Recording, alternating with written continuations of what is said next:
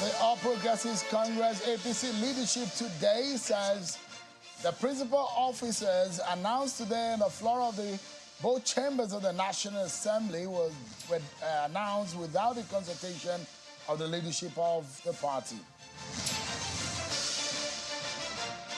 An INEC chairman, for the first time, perhaps in a long time since the conclusion of the 2023 election, has come out publicly and it says they will go after over 250 cases on the 2023 election, and they will be helped by the NBA. It's a pleasure having you join us tonight on the program, everyone. Thank you so much indeed for joining the program. So tonight, what we'll be discussing for the first aspect of this program is the politics of the National Assembly. You heard what happened. And the lawmakers, a lot of them that were put calls through tonight seem to be in one post-announcement meeting or the other, because after that meeting, the party leadership had come out to say, we were not consulted in all of this. So we look at all of this politics that is happening. Could the Senate President, Godswill Akpabio, and the Speaker, Tajuddin Abbas, had unilaterally made that decision to announce the principal office roles without consultation to the party? That is perhaps what is emerging from the party, and is causing some disagreements and some kind of crisis within the APC. Don't forget, the decision of this principal officer who emerge as a principal officers in the National Assembly usually come from the party. It's usually the prerogative of the party. They call them the majority leader or the minority leader. We look at all of these politics tonight, so stick around with me, everyone. Plus, we'll be looking at what INEC chairman has said today, perhaps the first time that you'll be hearing him speak in public since the conclusion of the election. He says over 250 cases to be prosecuted. The NBA will be helping them to do that. We'll be hearing getting expert views on this matter. Stick around with me, because first, let's check out your political roundup stories.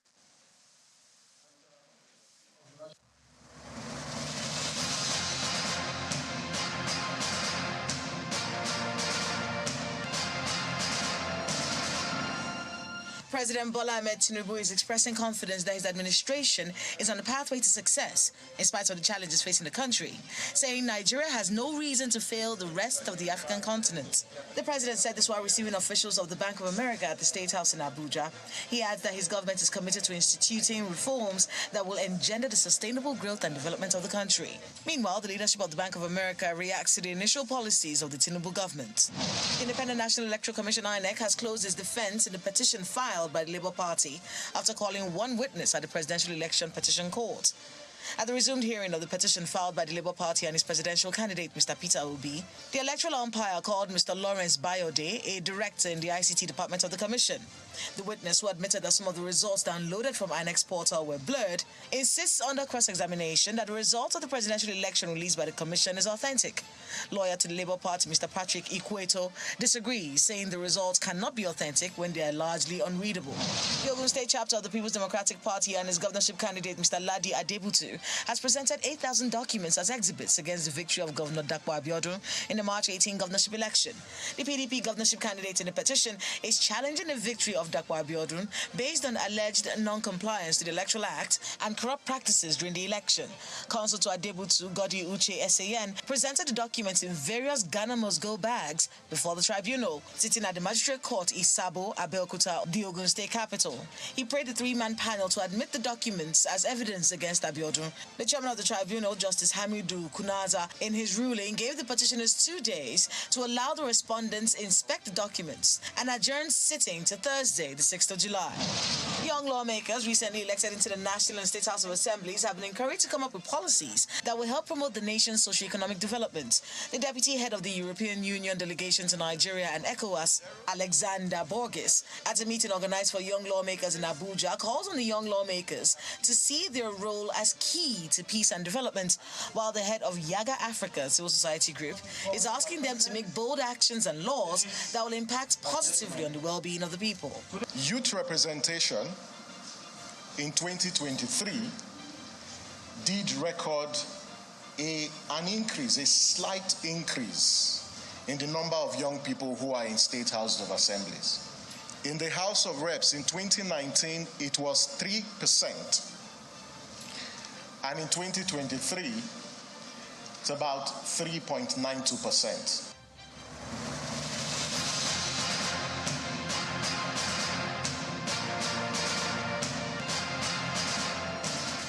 Thank you so much, everyone, for staying with us. It began today with some drama. It looks like there is a change of guard. As even with the security in the National Assembly, we understand that even the sergeant at arms, first and foremost, showed some character today by not allowing some people into the National Assembly chambers. But eventually, what became the biggest story was the announcement of principal officers in the National Assembly, in both chambers, the Senate, the red chambers, and in the House, the green chambers. Today, the Senate President, Godswill Akpabio, announced the principal officers for the 10th Senate. And according to him, he said they emerged through a consensus. Now, Senator Okoyemi Bamidele from Ekiti State was announced as the Senate leader, while Senator Dave Umahi, the former governor of Ebonyi State, emerged as a deputy Senate leader, while Senator Ali Ndume from Borno State was announced as the chief whip, and Senator Lola Ashiru from Kwara State was announced as a deputy chief whip.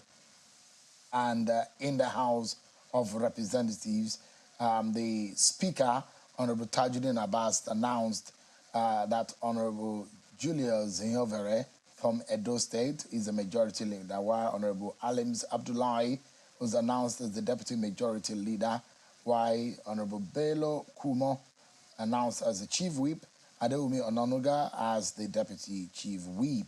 In the House, Honorable Kingsley Chinda was announced as a minority leader, and Honorable Aliyu Madaki as the deputy minority leader, who is a member of the NNPP. Honorable Ali Issa, deputy minority whip of the PDP, and Honorable George Ozudinobi, Labour Party member, as the deputy minority whip. The minority leadership in the Senate appears to be some very new faces in the Senate. They include Senator Simon Davu from Plateau, Senator Oyewumi Olalere from Osun, Senator Darlington Unwo-Kiocha from Abia Central, Labour Party is a minority whip, and Senator Rufai Anga from Kano, member of the NNPP, as the minority whip. Let me allow you to listen to the Senate President. So I'm happy to announce that by consensus, the Senate leader is Senator Okoyemi Bamidele. He will be the majority leader of the Senate and the Senate leader. Senator Mohammed Ali Ndume will be the chief whip of the 10th Senate. Senator David Umahi, by your consent, will act as the deputy leader. Senator Simon Davo Nwakwuom, minority leader. Distinguished Senator Oyewumi Olalere, deputy minority leader. Distinguished Senator Darlington Unwo-Kiocha, minority whip. Distinguished Senator Rufai Anga, deputy minority whip. All right, that was what happened on the floor of the Senate. But let me allow you to listen to the Speaker for the announcement of the House principal officers. Honorable Julius Nyovere, APC Edo, as majority leader.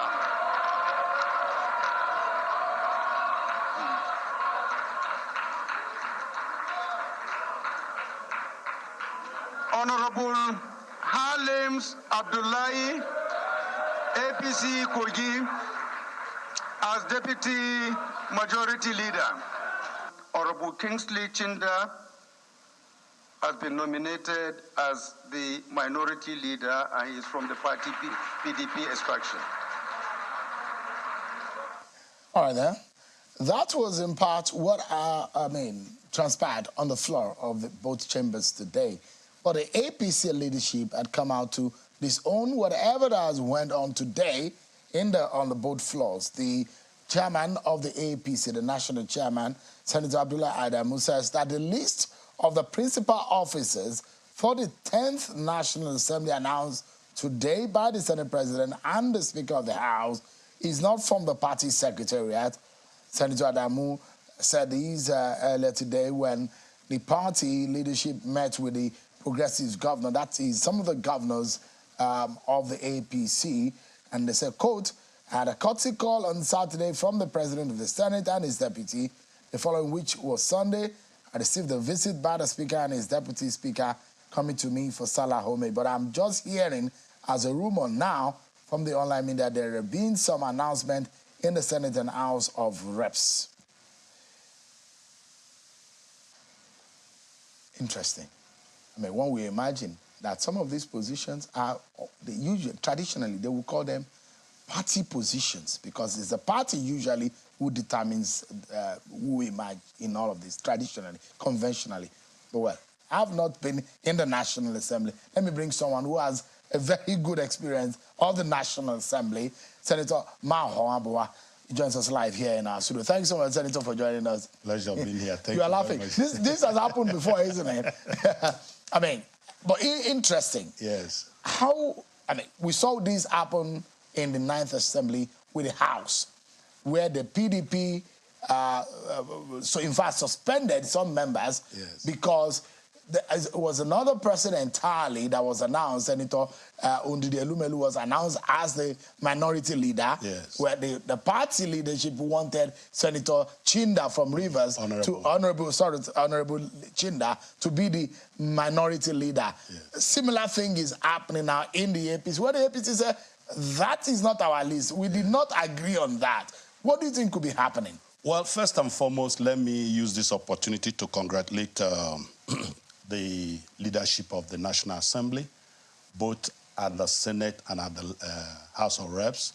When I mean the leadership, I mean both the presiding and the principal officers together now will become the principal officers, especially with the seamless way that they all emerged. If you had the Senate President, he said by consensus.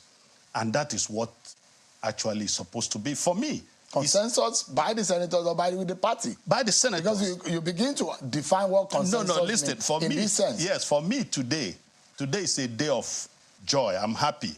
Because, you see, as an alumni of the National Assembly and somebody who started at the leadership level, this is like a seed we planted since 1999, nurtured it in 2003, but today is beginning to yield fruit. Because we've talked about the independence of the National Assembly.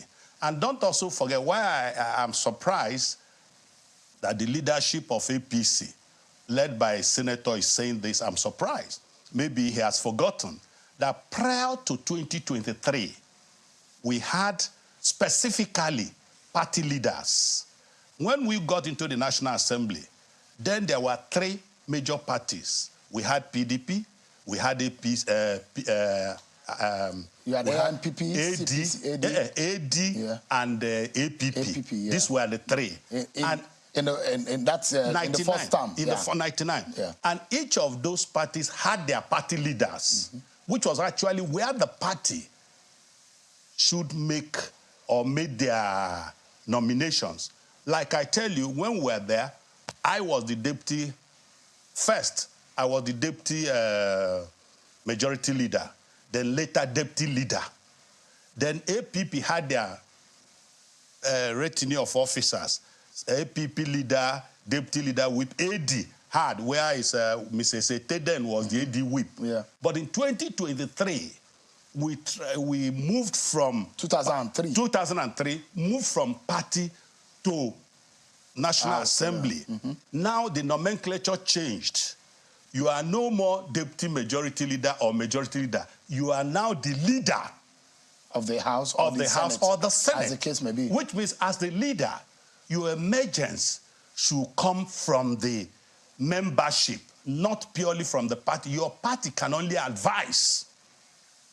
Okay, let me give you an instance of what has just happened now. You could see the minority leader or minority leadership. You see PDP. You see NNPP. You see Labour. Yeah. Because that is the makeup of the minority. It's no more PDP minority. No, it's no more. It's gone beyond that. That is the mistake we've been making.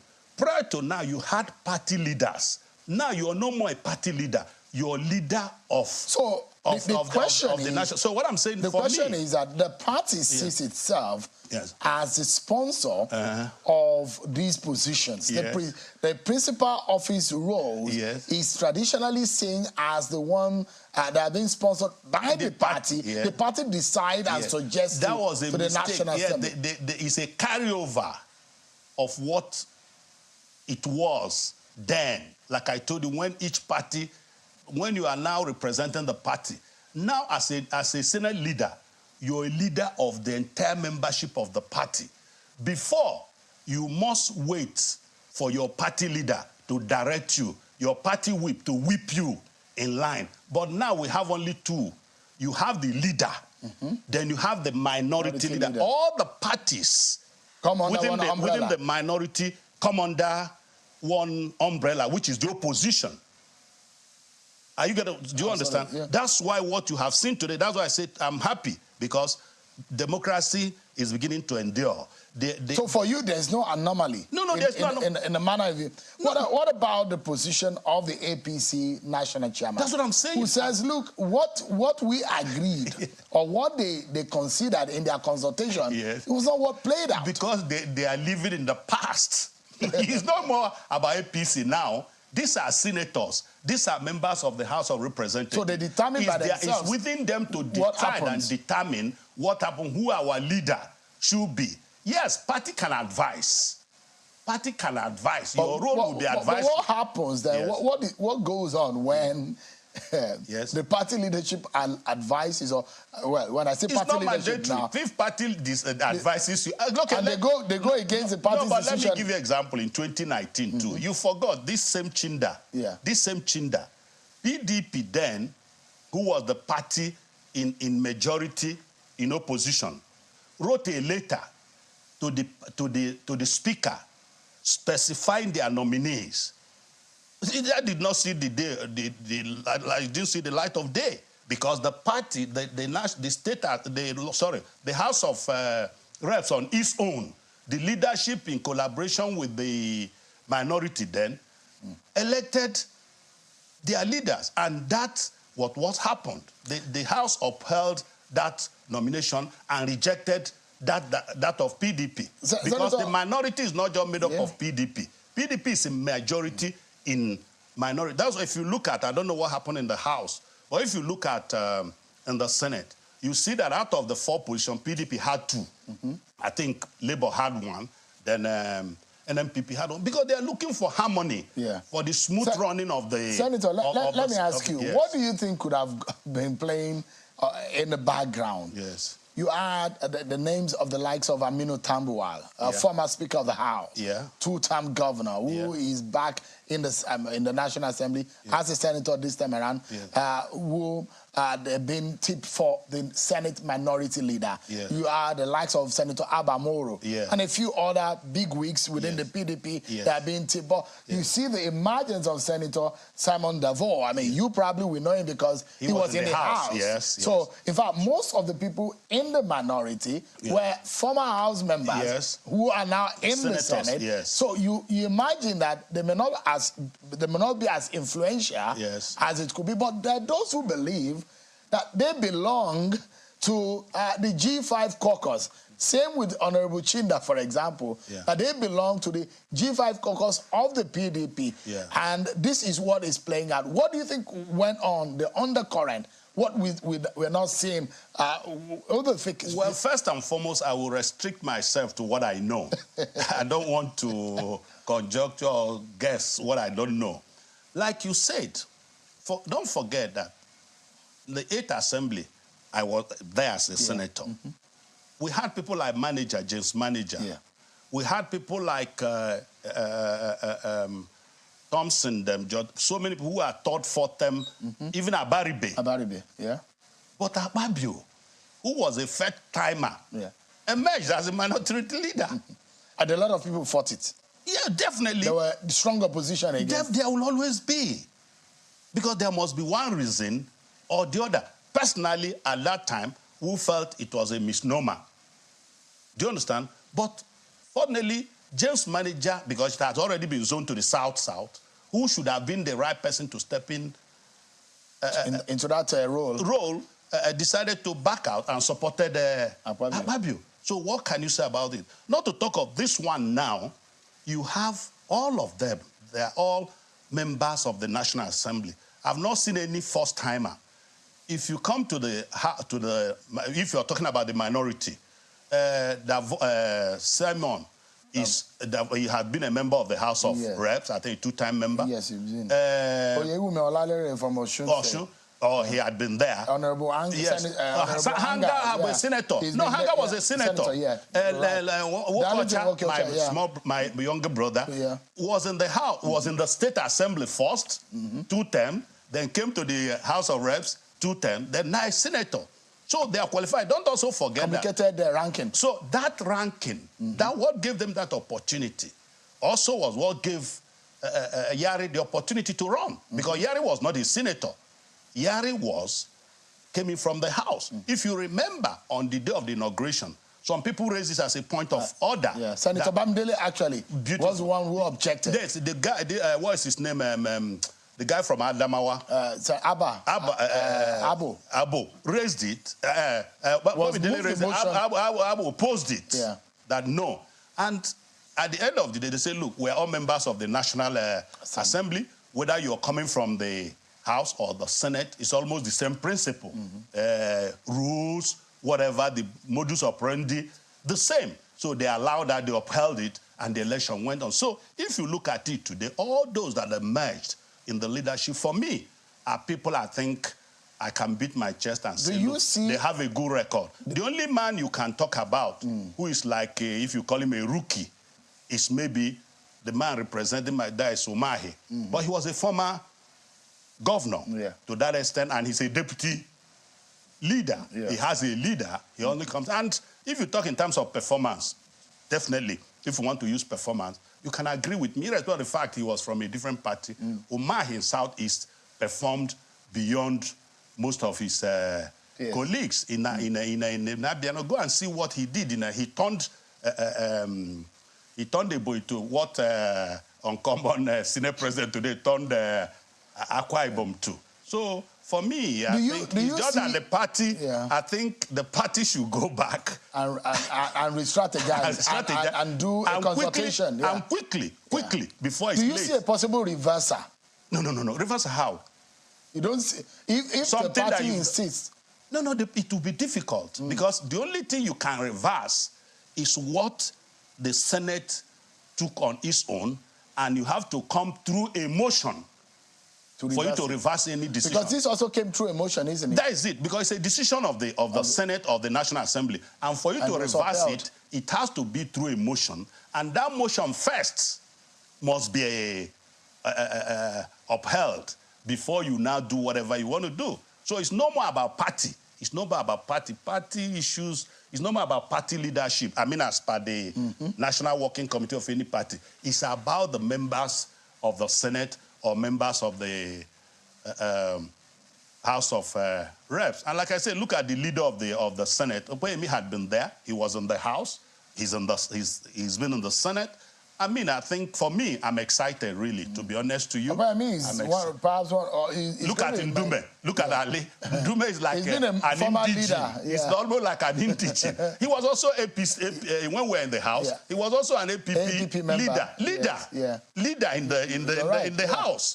Before he came in the Senate, became a leader. He was removed before Lawan came. And you can see that there is a sequence, there is a follow-up. And also, let me tell you, when some people came up, they were talking about the zoning.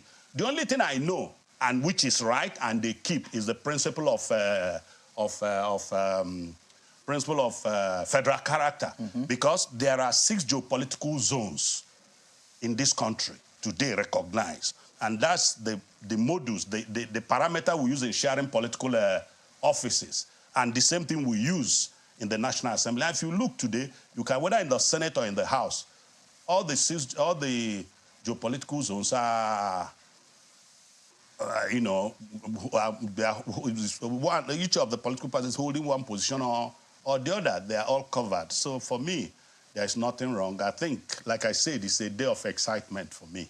Yes. Interesting. So you look at it again, there seems to be some spread, and a lot of people who argue about this issue of federal character will think it's a conventional thing. It is not. It's actually constitutional. Yes. Section 14.3 of the Constitution stipulates and stated it clearly that the composition of the government of the Federation, it means that the government at the center or any of its agencies and the conduct of its affairs shall be carried out in such a manner as to reflect the federal character of Nigeria and the need to promote national unity. So for those who always think that we could experiment or we could tinker with the concept of federal character, are probably getting it wrong. It is enshrined in our Constitution. But let you look at the spread and how even or balanced it could be. So you look at Godswill Akpabio, South-South. You look at his deputy, Barao, Senator Barao, Northwest. Senator Southwest. Southwest. Deputy leader, Senate deputy leader, Southeast. The chief whip, rather, Senator Alindume, Northeast, and Senator Lola Ashuru, North Central. So you can see that it's balanced. Actually, part of the problem we had in the last government is non-respect to federal character. You know, at a point, it was looked as government of nepotism, where you appoint people from one zone, from one state. I mean, it's unacceptable, and that is what has created the dichotomy we have today. You can agree with me that prior to 2015, we didn't have this hula-bala about religion and ethnicity, but because it was pronounced in the last government, and that's what we're still about to cure. You remember, that part of the reason why most people said no to Yari, in as much as personally, as a legislator, and that he's not, I say we do apologies. I mean, if we want to bring in, you remember the last I was here, I told you about character, I told you about competence. Those are key. And when you bring a Senate President is a third man in the order of protocol in the country. And he's going to be the face of Nigeria. No, Nigeria first, and the National Assembly in international fora. So he's going to represent. So you must do somebody that you see him, you'll be proud. Like I tell people, I say, look, like Akpabio hate him. You see that he's competent. He will bring his sagacity and his uncommon knowledge to bear. Let's wrap up on this. The people of Nigeria are facing some difficult times at the moment. There are initial policies of the federal government is causing a few discomfort, economy and all what have you, and any kind of succor or any kind of activity to alleviate their suffering will be appreciated. We'll be seen as a good gesture. This National Assembly, Nigerians have been very critical of the National Assembly. In fact, a perception out there is that they just go there, do nothing, get a lot of Nigerians' money. The duty and the major obligation of the lawmakers is to make laws to impact positively the lives of Nigerians. What do you think they should be considering now? Now they are going to be settling in. If you were in their shoes right now, what do you think? Because Nigerians are a bit impatient about their leaders. First and foremost, let me correct the perception about people feeling. Maybe the last assembly, people tagged Christian as rubber stamp. When we came in 1999, Shehu, you can bear me out, that the House of Reps particularly held this country and we made sure that we made laws, we stood for the interests of Nigeria. It's on record, even up to 2027 and thereafter.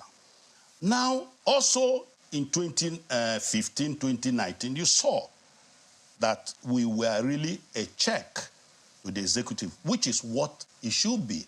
That's why when people say, no, there's nothing wrong in the executive and the legislature working together. Your functions are supposed to be complementary, but that does not mean you should be a rubber stamp, because you have the power, the responsibility to check the excesses of the executive, because you have the power of the purse. The budget comes to you, you allocate funds. Yeah. And what I have said, and I continue to say, and also from experience, I've asked my colleagues, especially those who are presently there now, let's take our oversight responsibility seriously. Let's no more take it as job for the boys. I'm talking from experience. When we go for oversight, and that's why I see it's unfortunate, it's at times when you talk about the chicken and the egg, which one first? You see, presidential system of governance is an expensive system. It's different from parliamentary system. You must fund the committees. And if you want the committees to be effective and do their work right, you must fund them, because they need to employ consultants who will definitely move into those agencies, ministries, and check out what they are doing, so that you don't just depend on what the minister... And I hope it won't be rob my back, that's what I'm saying. That's what I'm saying. That's what if you don't, if you're not well endowed, if you are not knowledgeable, it will become rob your back, or you just come, settle the boy waiting under the table. No. We should stop that. Oversight function is the key. Once the parliament takes that responsibility seriously, you see that things will change. Just like you are saying, that Nigerians are suffering. Yeah. They are suffering, but we know that this should be a short-term thing, because we need to remove this subsidy. Don't forget that I'm PDP. Yeah. We had wanted to do this earlier, but people said no. But thank God that it has come at this time. And we know, you can see that we have a little bit shock absorber. But our patients should not be taken for granted. So I know that once they begin to bring in the palliatives and ways, it must come through appropriation. Let the Senate appropriate and follow up and make sure that that purpose, the intentment of that parliament, palliative, get to the people. And once we do that, you see Nigeria will be a better place for all of us. Senator Mawabwa, one of the, I would say, for the Fourth Republic, one of the experienced lawmakers. Thank you so much for joining us. Really appreciate your time tonight. Thank you. My pleasure. We'll take a break, and we'll be looking at what INEC is up to. They say they will be prosecuting over 250 electoral breach cases alongside with the NBA. We'll be hearing for someone who's been with INEC for several years and he understands the internal workings. Stay with me, everyone. We'll be right back.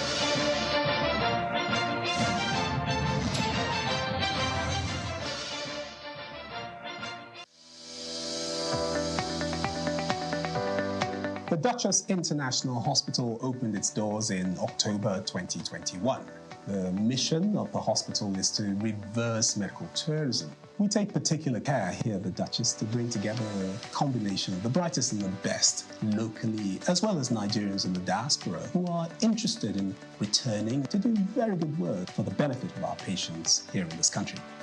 The good thing is that we have all international expertise here, all international facilities here, international people working here. Everything is coming together in a space which was considered not great in terms of the availability of healthcare. Access Bank, of course, has been able to provide us with a robust range of products and services that has enabled us to deliver that standard and quality of healthcare that is integral to our mission as an organization.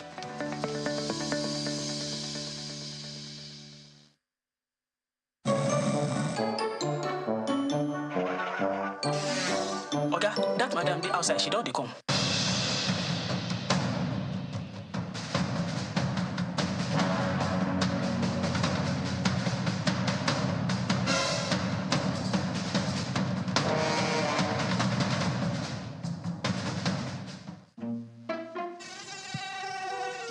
Our daily activity. activities comes with different challenges. In a bid to accomplish your daily task, malaria has a way of getting you into distress. P-Alaxin anti-malaria keeps you capable and ensures you deliver against all odds.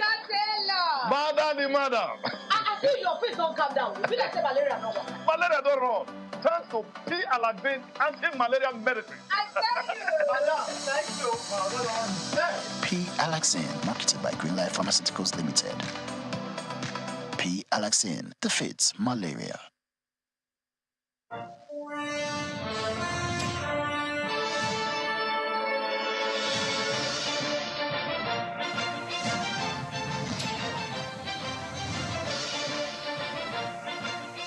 Thank you so much, everyone, for staying with us. So, perhaps for the first time, a lot of people will say this is one of those first time that they will see the INEC chairman, Professor Mahmoud Yakubu, and he's had a meeting. At that meeting, he was talking about the 2023 election, the role INEC played, and what they will be doing. Let me allow you first and foremost to listen to the review or the assessment of INEC as an institution on the election. Take a listen to the INEC chairman. Despite the divergent opinions about the outcome of the election, the overall outlook suggests that it is fair reflection of a complex multi-party democracy. Our record shows that these elections have produced the most diverse outcomes ever produced since 1999. Today, 5 political parties produce state governors. 7 parties won senatorial seats. 8 are represented in the House of Representatives and 9 in the state houses of assembly. Clearly, the 10th National Assembly is certainly the most diverse in party representation since 1999. We must acknowledge that there were some challenges which were structural, infrastructural, and human in nature.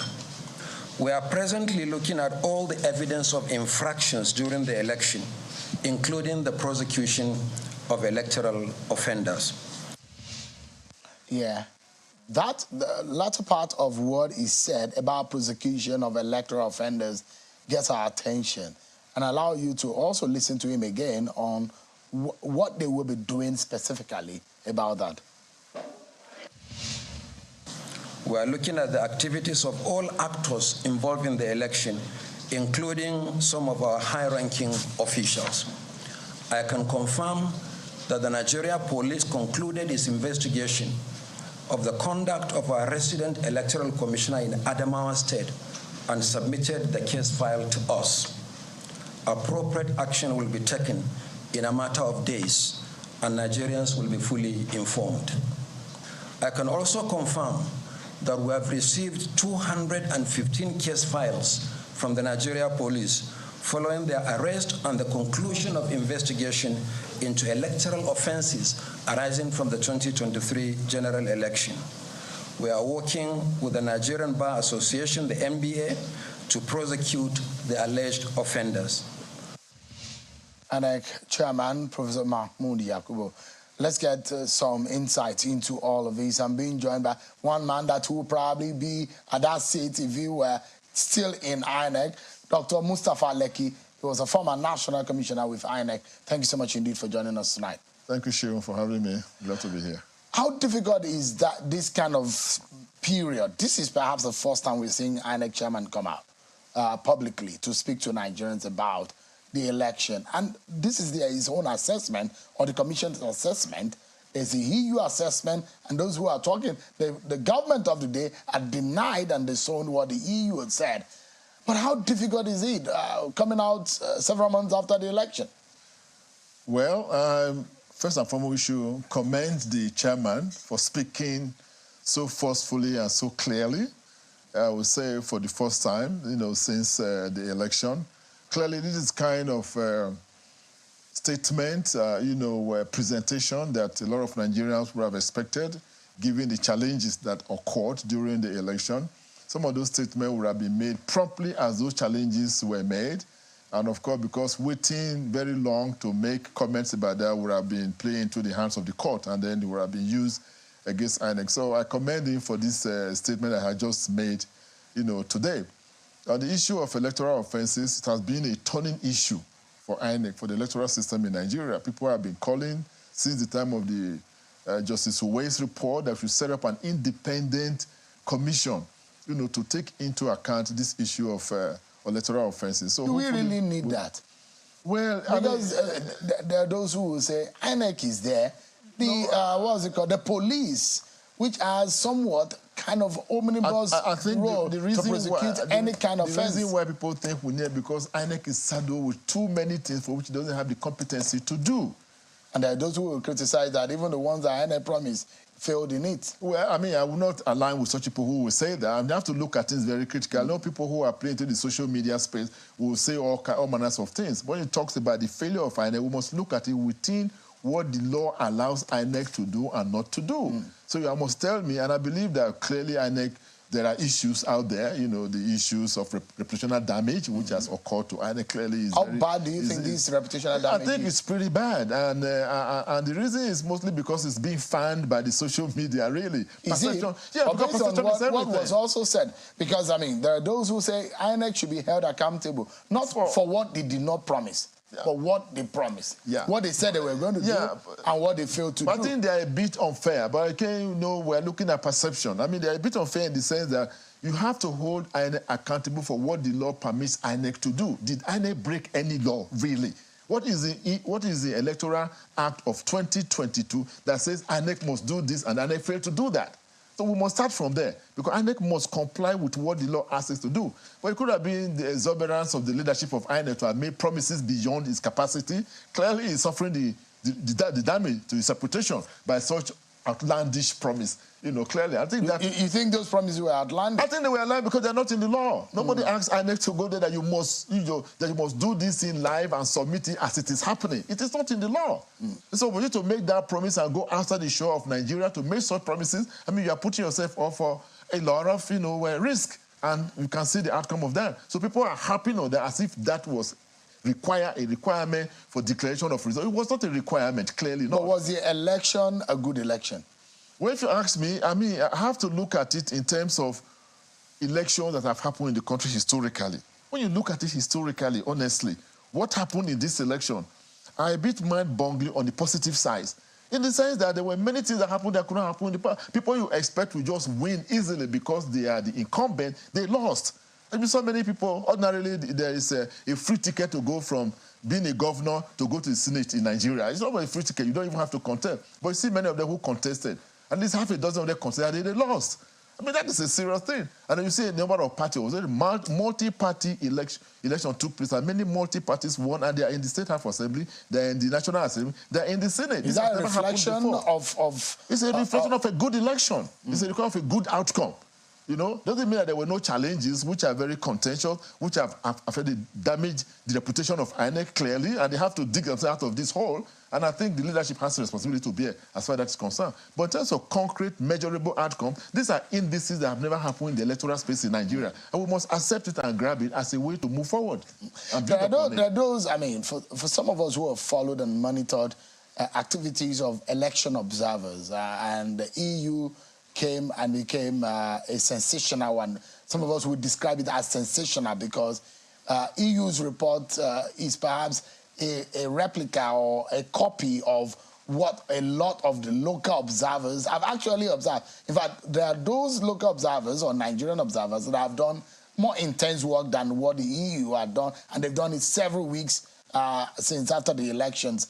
But if you look at the EU report, I don't know if you have read it or if you've studied it, do you think it was a report that INEC should be considering? Well, there are many ways to look at the EU report. Yeah, of course, INEC must consider all reports, and all reports must know that they have their biases. They're coming from a particular standpoint, whether it is EU, whether it is the African Union, which have their own. You must compare that too, because those are our own people. I don't want to say that EU is irrelevant, but those are closer home than the EU are. But the EU must also look at their report vis-a-vis what happens in their own countries, in their own politics, in their own parties, in their own elections in their country.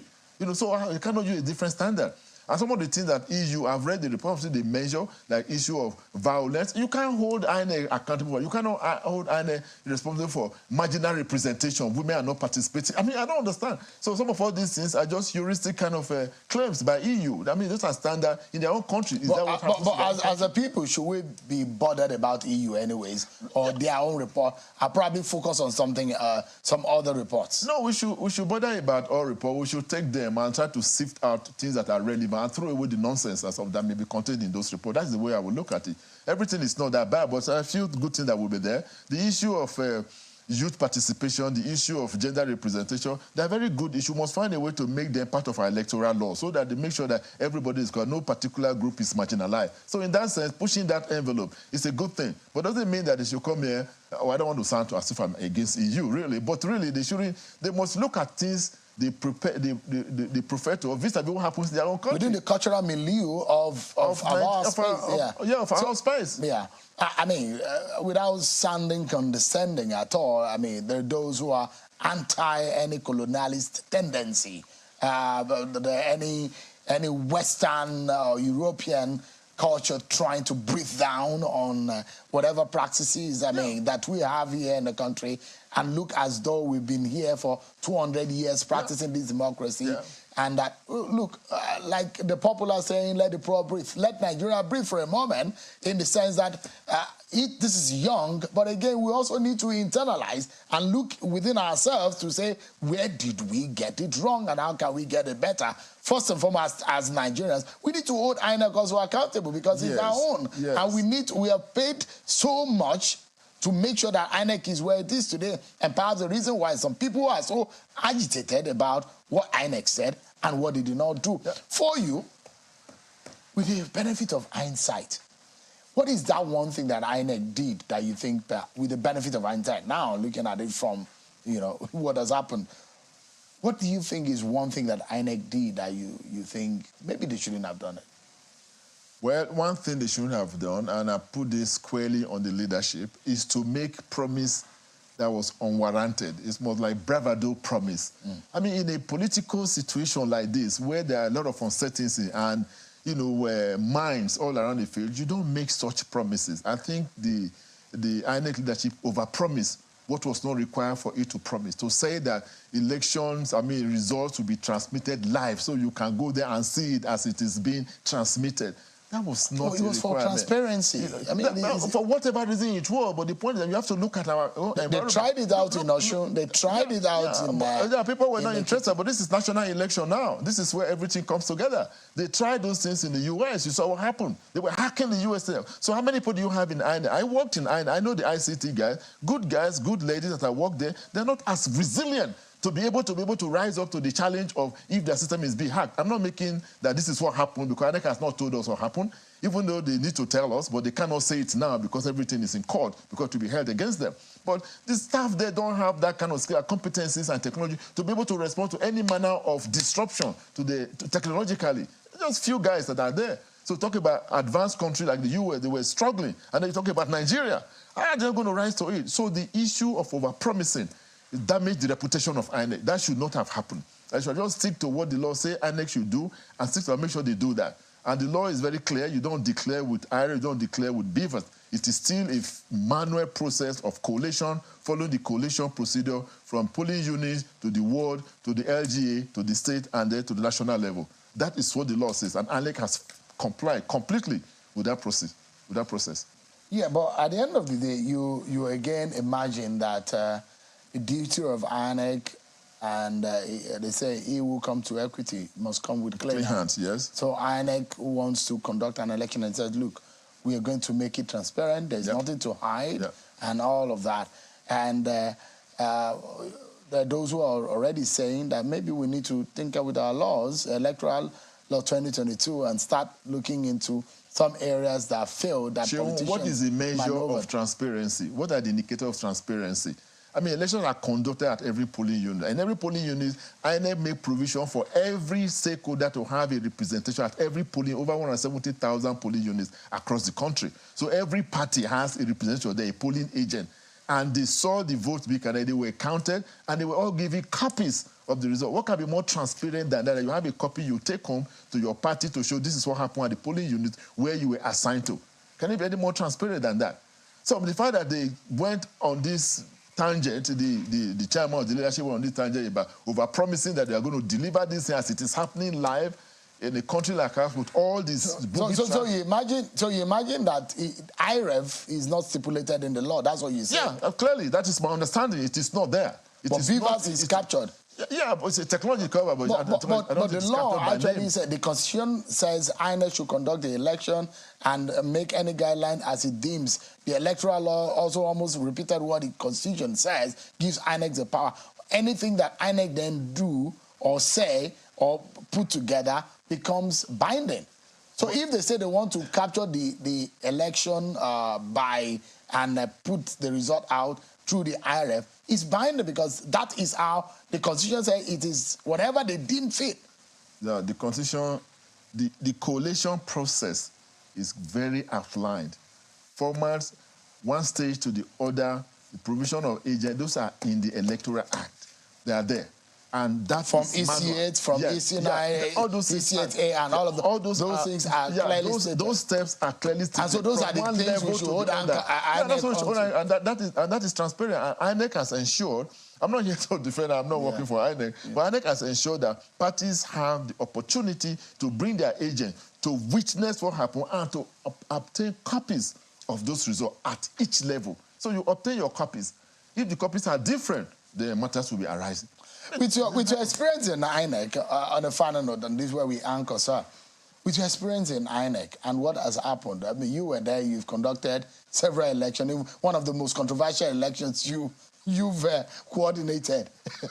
I remember how tense things were on the field some years ago, and we thought that there was a point of no return, but thank God that things were resolved at that time. But if there is something that needs to be done urgently to really make things better, after all said and done, what would that be?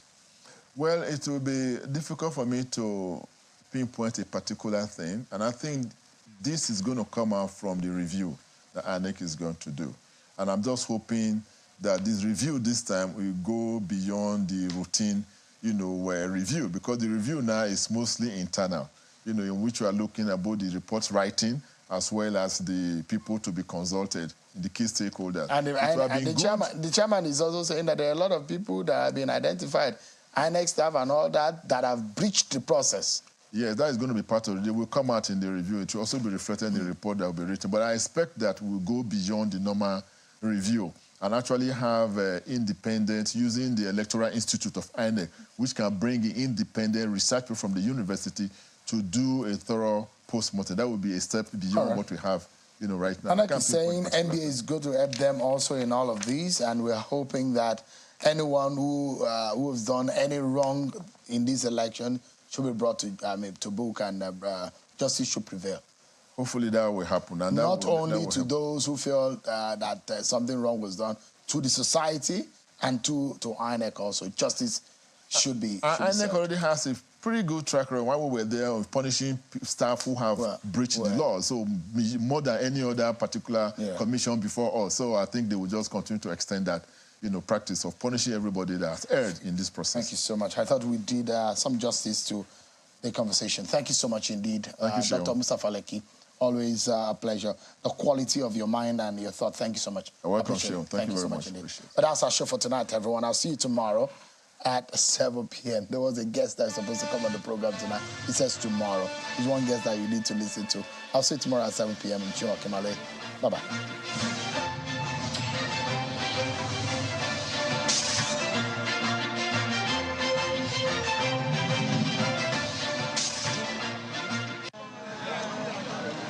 Operating here for over 12 years. And the system of the road this time around, over 3 years now, is too bad. To the point that a place that will take us for 5 minutes, it will take us for 5 hours.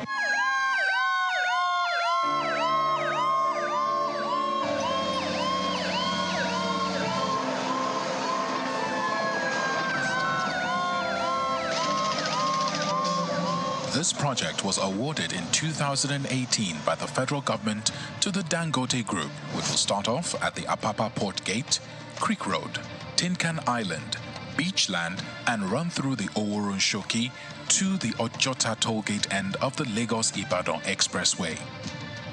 It is going to be the first major reconstruction since it was built in 1975. Today, the Dangote Group, with its partners, are fixing the roads with a long-term objective in mind. The company opted for the continuously reinforced concrete pavement, CRCP, in simple terms, concrete road.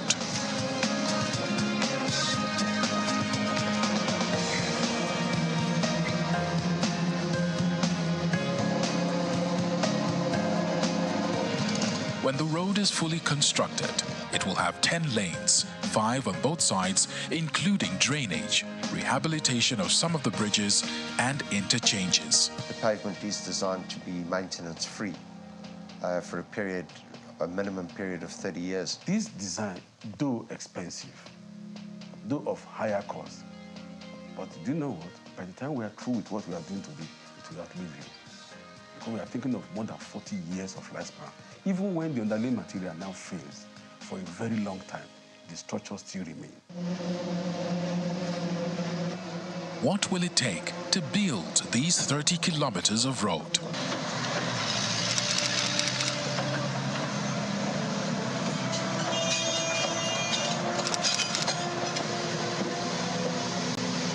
It starts with excavation of the old surface to reveal the kind of subgrade underneath.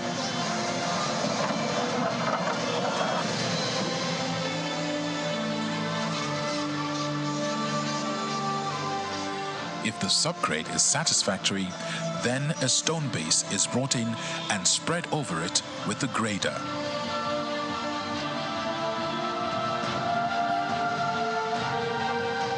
This process will continue until it reaches the required thickness of about 300 millimeters.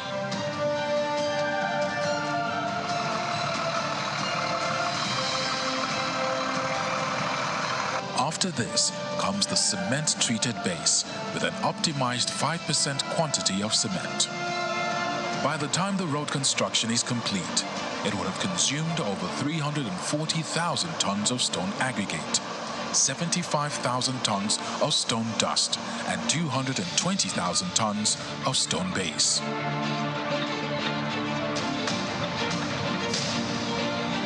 At this stage, the thickness of the road is about 500 millimeters thick, which is about 1.6 feet, and the mechanical broom prepares it for priming. Every action is meticulously planned.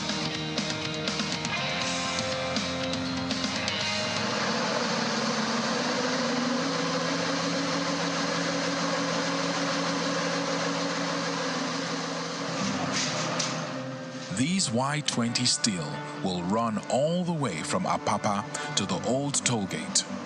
The steel will serve as reinforcement for the concrete road. A total of 18,000 tons of steel will be used for this road. This is about 3 times the amount of steel used to build the Eiffel Tower of Paris.